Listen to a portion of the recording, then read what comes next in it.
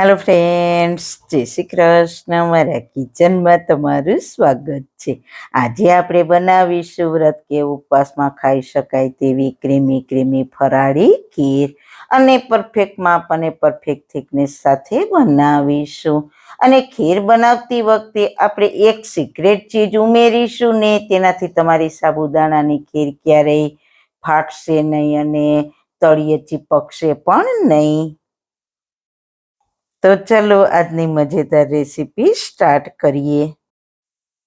વાળના તમામ પ્રકારના પ્રશ્નો સોલ્વ કરતું 42 જડીબુટ્ટીઓથી બનાવેલું ઔષધિ તેલ, જે અમે લોકો જાતે જ ઘરે તૈયાર કરીએ છીએ, કોઈ પણ કેમિકલ્સના ઉપયોગ વગર, બિલકુલ નેચરલ છે. 42 જડીબુટ્ટીઓ ભેગી કરીને લોખંડની કડાઈમાં ઔષધિ તેલ તૈયાર કરવામાં આવે છે. જો તમારે ખરીદવું હોય તો તેના ઓર્ડર અમે લઈએ છીએ. ઓર્ડર કન્ફર્મ કરવા માટે વોટ્સએપ નંબર સ્ક્રીન પર જોઈ શકો છો. જો તમારે આ તેલનો પૂરો વિડીયો જોવો હોય તો તમને આ ચેનલ પર મળી જશે અને ડિસ્ક્રિપ્શન બોક્સમાં લિંક પણ મૂકેલી છે. સૌથી પહેલા ફરાળી સાબુદાણાની ખીર બનાવવા માટે બાઉલમાં 1/4 કપ સાબુદાણા લીધા છે. તેને સારી રીતના ધોઈ લઈએ. અને હા, તમે સાબુદાણાની ખીર બનાવો અને સાબુદાણા એકબીજા સાથે ચીપકી જતા હોય, સરસ છૂટા છૂટા ના રહેતા હોય તો ખાસ આ સ્ટેપ ફોલો કરજો.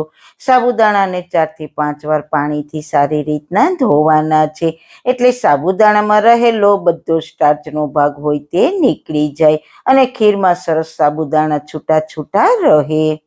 સાબુદાણાને મેં 4 થી 5 પાણીથી સારી રીતના ધોઈ લીધા છે. હવે 1/4 કપ પાણી એટલે કે જેટલા સાબુદાણા લીધા છે તેટલું જ પાણી લેવાનું છે અને પછી આ સાબુદાણાને 3 થી 4 કલાક પલાળવાના છે. 4 કલાક પછી તમે જોઈ શકો છો સાબુદાણાનો દાણો સારી રીતના પલળીને મેશ થઈ જાય છે. અને તમે જુઓ સાબુદાણા સરસ છૂટા છૂટા પણ રહે છે, તો તેને સાઈડ પર રાખી દઈએ. હવે ઘણીવાર સાબુદાણાની ખીર બનાવો તો ઘણા લોકોથી સાબુદાણાની ખીર ફાટી જાય છે, તો તેવું ના થાય તેના માટે આપણે પહેલા 1/2 લીટર દૂધ લીધું છે, તેને ગરમ કરી લઈએ. ક્યારેય ઠંડા દૂધમાં સાબુદાણાને એડ નથી કરવાના, એ વાતનું ખાસ ધ્યાન રાખજો. દૂધમાં એક ઉભરો આવે ત્યાં સુધી તેને ગરમ થવા દઈશું. દૂધમાં એક ઉભરો આવી ગયો છે તો તેમાંથી થોડું દૂધ લઈને કેસરને પલાળી દઈએ. મેં 2 ચપટી જેટલું કેસર લીધું છે. ગરમ દૂધમાં આ રીતના કેસરને થોડી વાર પલાળશો એટલે કેસરનો પલળીને કલર અને ફ્લેવર સરસ આવશે. હવે દૂધમાં ઉભરો આવી ગયો છે તો ગેસની ફ્લેમ બંધ કરી દઈએ અને ખીર બનાવવા માટે પેનમાં મેં 1 ટેબલ સ્પૂનથી પણ ઓછું ઘી લીધું છે. ઘીને સારી રીતના પેનમાં ગ્રીસ કરી લઈએ. જો તમારી ખીર તળિયે ચોટી જતી હોય તો આ સ્ટેપને ખાસ ફોલો કરવાનો. હવે આપણે ખીરમાં એડ કરવા માટે ડ્રાયફ્રૂટને ઘીમાં સાતળી લઈએ. તો 4 થી 5 બદામની કતરણ, 4 થી 5 કાજુની કતરણ અને 4 થી 5 પિસ્તાની કતરણ અને સાથે 2 ટીસ્પૂન જેટલી ચારોલી લીધી છે.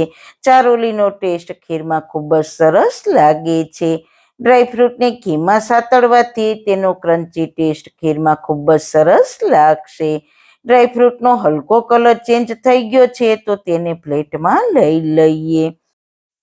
હવે જે ઘી થોડું બચ્યું છે એટલે કે 1 નાની ચમચી જેટલું ઘી છે તેમાં સાબુદાણાને એડ કરીને તેને ઘીમાં સાતળી લઈએ.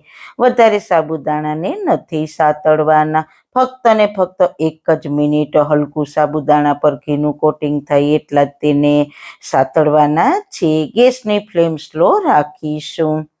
આ રીતના સાબુદાણાને ઘીમાં સાતળવાથી તમારી ખીર ક્યારેય નહીં ફાટે અને તળિયે પણ બિલકુલ નહીં ચોટે.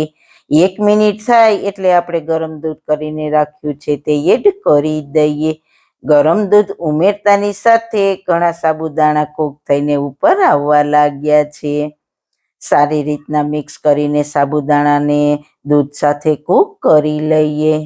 તો 5 થી 7 મિનિટ માટે મીડિયમ ગેસની ફ્લેમ પર આપણે આ ખીરને ઉકાળીશું.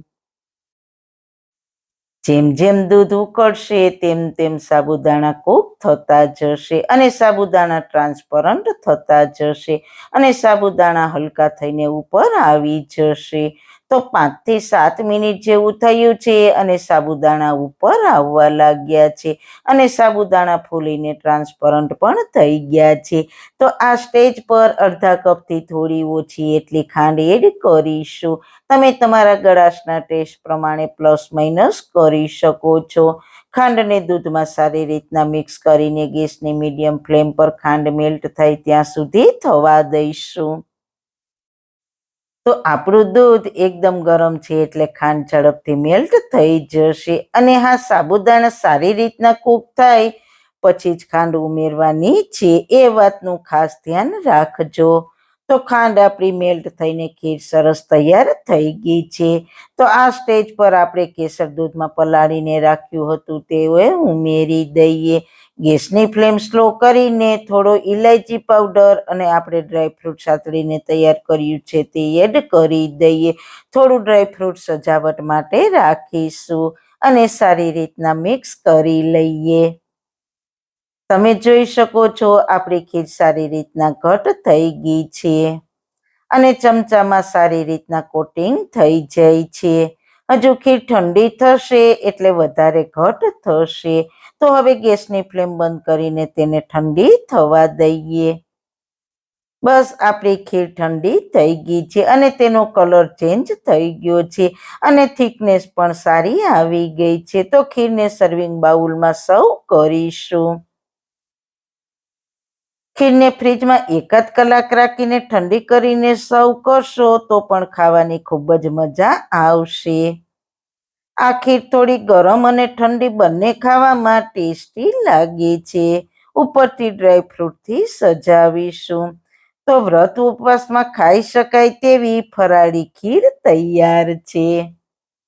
તો જોતા જ ખાવાનું મન થઈ જાય તેવી ક્રીમી ક્રીમી બની છે ને બાકી તો જરૂર એકવાર ટ્રાય કરજો. તો મિત્રો, તમને આ ફરાળી ખીરની રેસીપી કેવી લાગી?